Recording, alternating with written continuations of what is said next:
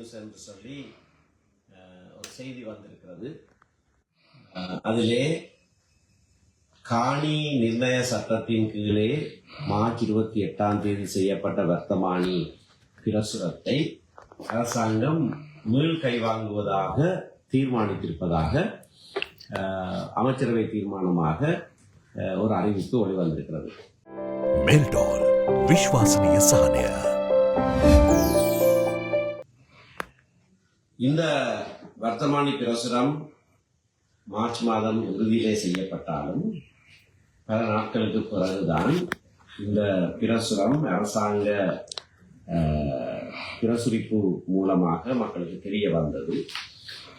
அதுவும் விசேடமாக நண்பன் லோகதயாளன் ஊடகவியலாளர் இந்த வர்த்தமானி பிரசுரங்களை கண்டெடுத்ததனால்தான் இது வெளிவந்தது.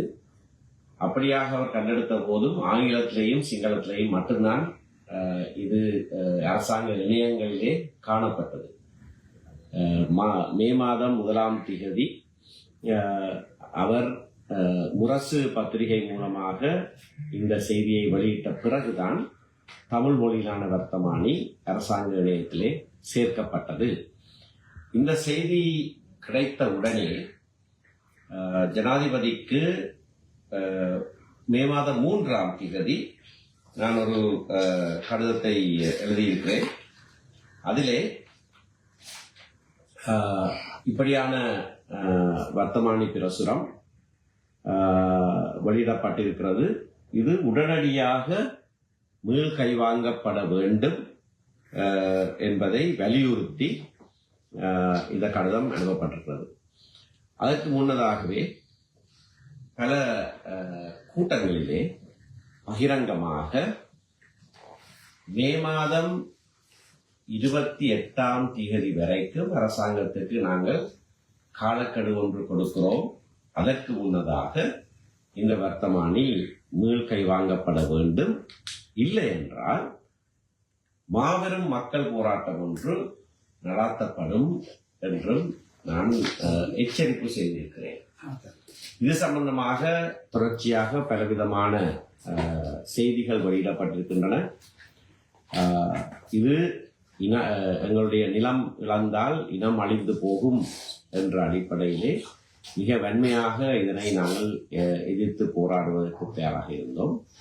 அதே வேளையிலே பல மக்கள் சந்திப்புகளை நடத்தி அந்த பிரதேசங்களிலே வாழுகிறவர்கள் சட்டத்தரணிகளாக மக்களுக்கான நீதி சட்டத்தரணிகள் அமைப்பு அவர்களை சந்தித்து உண்மையான நிலையையும் நாங்கள் கண்டறிந்திருக்கிறோம்.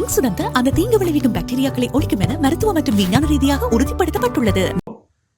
அதற்கு பிறகு இன்று காலை ஜனாதிபதிக்கு நானும் காங்கிரஸ் கட்சி தலைவர் திரு CVK சிவஞானம் அவர்களும் கையொப்பமிட்டு ஒரு கடிதத்தை அனுப்பி வைத்திருக்கிறோம்.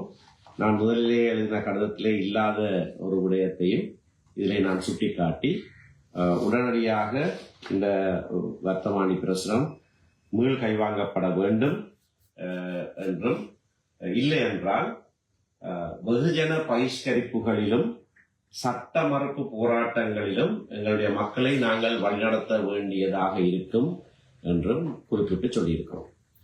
அப்படியான சட்ட மறுப்பு போராட்டங்களுக்கான ஆயத்தங்கள் ஏற்கனவே செய்யப்பட்டுக் கொண்டிருந்தன. 28 காலக்கெடு முடிந்த உடனே 29 அல்லது 30 அளவிலே பாரிய அளவிலான சட்ட மறுப்பு போராட்டங்கள், பகிஷ்கரிப்புகள்,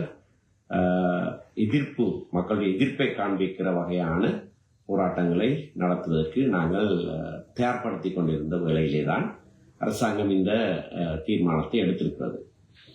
இதிலே திரு லோகதயாளன் முரசு பத்திரிகையுடைய பங்களிப்போடு இந்த விடயம் வெளிவந்த பிறகு பாராளுமன்றத்திலே இதை குறித்து கேள்வி எழுப்பிய அனைத்து பாராளுமன்ற உறுப்பினர்களுக்கும் கூட எங்களுடைய நன்றிகளை நாங்கள் தெரிவிக்க விரும்புகிறோம்.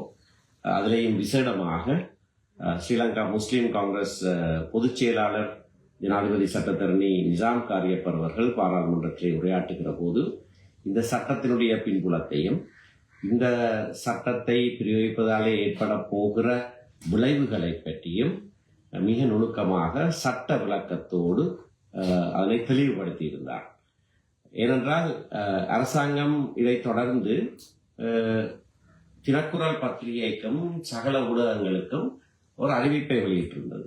அதிலே இதை தாங்கள் தற்காலிகமாக இடைநிறுத்துகிறோம், இந்த நடவடிக்கைகளை இடைநிறுத்துகிறோம்னு சொல்லிட்டார்கள். அந்த வேளையிலேயும் கூட நான் தெளிவாக அரசாங்கத்துக்கு அறிவித்திருந்தேன், இதை இடைநிறுத்த முடியாது, சட்டத்திலேயே பிரிவு 4 கீழேயே 3 மாத கால அவகாசம் கொடுக்கப்பட்டிருக்கிறது. அதை வேறு எந்த வழியிலேயும் இடைநிறுத்த முடியாது, சட்டத்தை திருத்தினாலுடைய அதை இடைநிறுத்த முடியாது. ஆகையினாலே மீள் கை வாங்குவதை விட வேறு எந்த வழியிலேயும் இந்த நடவடிக்கைகள் நிறுத்தப்பட முடியாது. ஆகையினாலே கட்டாயமாக மீள் கை வாங்கப்பட வேண்டும் என்று நான் அரசாங்கத்திடம் வலியுறுத்தி சொல்லியிருந்தேன். இந்த நடவடிக்கைகள் சம்பந்தமாக மக்களுக்கான நீதி சட்டத்தரணிகள் குழாமுக்கும் என்னுடைய நன்றிகள். மிக திரளாக அவர்கள் தாங்களாக முன்வந்து, நான் ஒரு அழைப்பை விடுத்த போது முன்வந்து அந்த மக்களுக்கான சட்ட உதவிகள் செய்வதற்கும் நாங்கள் தயாராகினோம். ஏனென்றால் நாங்கள் போராட்டங்கள் நடத்தலாம், இதை மீள் கை வாங்கும்படியாக அரசை வலியுறுத்தலாம். ஆனால் அந்தந்த காணிகளிலே வாழுகிற மக்கள் தொடர்ந்து அங்கே வாழ்வதற்கு என்ன செய்ய வேண்டும் என்கின்ற சட்ட உதவிகளையும் சமாந்தரமாக அதே வேளையிலே நாங்கள் செய்து கொண்டிருந்தோம். அதை நாங்கள் தொடர்ந்து செய்வோம். ஆனால் இந்த வர்த்தமானி பிரசுரம் மீள் கை வாங்கப்பட்டதை நாங்கள் வரவேற்கிறோம். ஜனாதிபதி, விசேஷமாக ஜனாதிபதி அனுரகுமார திசாநாயக்க அவர்களுக்கு, பிரதம மந்திரி ஹர்னி அமரசூரிய அவர்களுக்கு, காணி அமைச்சர் திரு லால்காந்தா அவர்களுக்கு, அமைச்சரவைக்கு எங்களுடைய மனப்பூர்வமான நன்றிகளை நாங்கள் தெரிவித்துக் கொள்ள விரும்புகிறோம். හරියන්න හරිම තැනට යන්න. LOLC Finance හරියන්න හරිම තැන.